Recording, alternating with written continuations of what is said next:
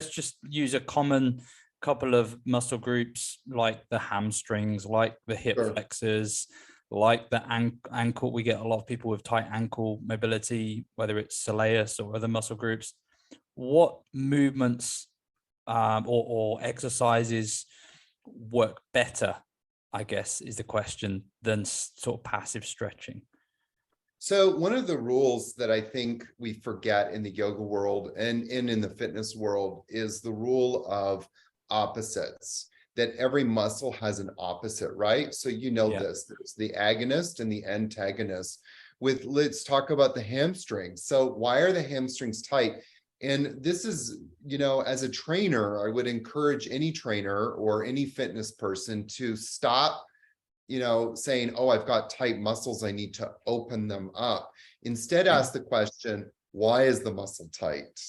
And so the reason why we have tight muscles, the short answer is because the body senses instability. So if the body senses instability, it sends out like a message, tighten up, tighten up, tighten up. In the case of the hamstrings, the body senses instability in the hips, a very important area. And so it tells whatever muscle it can to tighten up to create more stability. So you think about, like you mentioned, there's snow on the ground where you are right now. Well, when that snow came out, there was like a frost on the ground. There's a little bit of ice. What happens when you step out and you don't expect there to be ice? You step on the ice, your body tightens up. So anytime we sense instability, the body naturally tightens up. In the case of the hamstrings, what we want to really be addressing is the quads.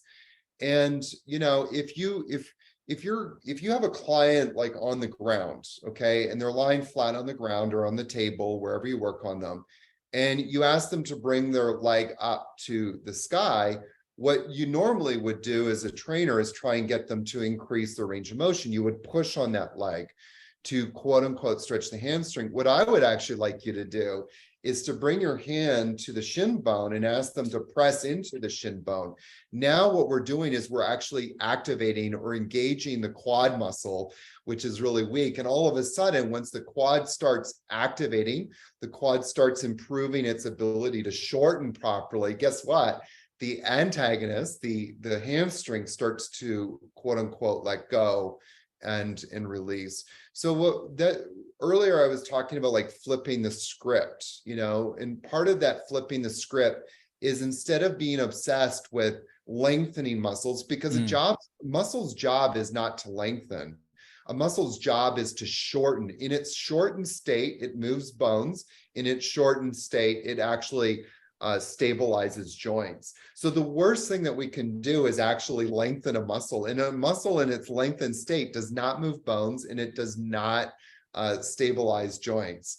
So we actually want to work on getting those agonist muscles to be working properly. And what I often do is, if I have pain, like the other day I went out and I didn't forget, I just didn't bother to do my muscle activations.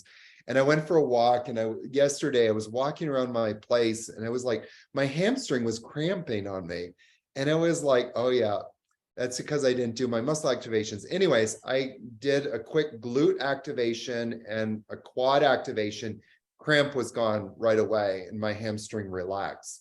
So cramping is also another sign of a muscle. Typically, it's a sign of a muscle that's being overused as